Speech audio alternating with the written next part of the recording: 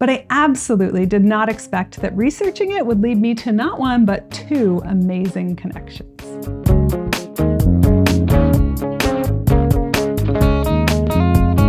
Hello and welcome to My Tiny Bottles, the project where I'm exploring my grandmother's legacy of miniature liquor bottles, one tiny bottle at a time.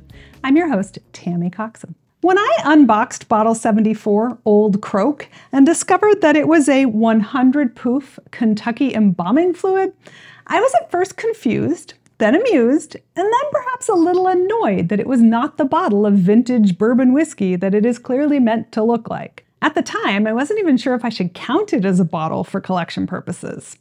But I absolutely did not expect that researching it would lead me to not one, but two amazing connections. Old Croak was produced by Par Beverage Corporation of Cincinnati, Ohio. A quick search turned up that it was part of an entire line of novelty liquor bottle spoofs produced by Par Beverage from the 1950s to 1970s, which were mostly sold at Stuckey's candy stores. My tiny bottle contains a caramel-colored sugar syrup and is described as a flavoring, but there were larger versions of the various knockoffs which contained honey or maple syrup. Where things started to get really interesting was when I started doing some research on the artist who had created all of those novelty labels. Nelson Ronsheim was born in 1905 and started attending the Cincinnati Art Academy at the age of 14. At 23, he began his commercial art career, but his real passion was photography. Between 1937 and 1942, he took hundreds of stunning photographs of Cincinnati, documenting the many changes the city was going through. Throughout his life, Ronsheim supported his artistic pursuits and his family by creating commercial art. One of his main customers were the various businesses run by the Steiner brothers, Albert, Philip, and Joseph. This included Grandpa Soap Company, Par Beverage, and Tom Collins Jr., a soft drink that was the predecessor to 7-Up. Oh, and a company that some of you might be familiar with, Kenner Toys. If you don't know them by name, you certainly know Kenner products.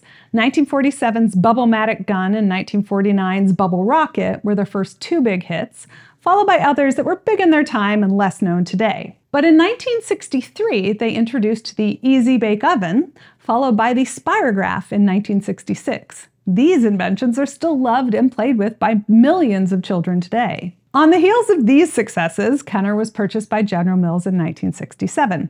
That brought Play-Doh into the Kenner fold.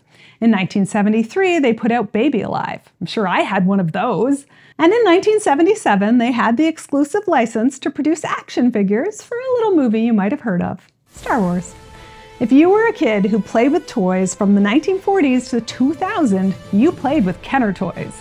And after that too, only by then they had been absorbed into and rebranded as Hasbro. Nelson Ronsheim was the graphic artist behind the packaging of many of the Kenner products. He invented some too.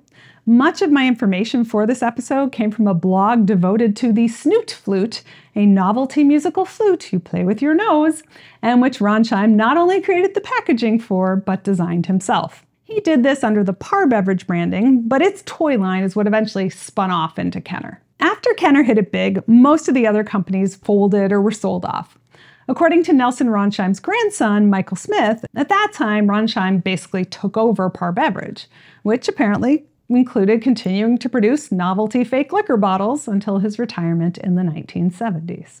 None of this is what I expected when I unboxed this Old Croak, but it was every bit as delightful to research as all of the rest of Grandma's bottles, maybe even more so. Grandma's collection and this project are turning out to be quite magical for me in the way that time and time again I find myself transported to the most amazing places and times to learn about fascinating people and unexpected bits of history. And no, I'm not planning on tasting this one. If you're also enjoying this magical journey, please like, subscribe, and share My Tiny Bottles with your friends. Do you have a favorite Kenner toy from your childhood? Any creative Easy Bake Oven hacks? Tell me about them in the comments. Or head to mytinybottles.com and do it there, or on social media at mytinybottles. Also, check out Patreon, where I post bonus content for all supporters and have some great perks for paid subscribers too. Cheers!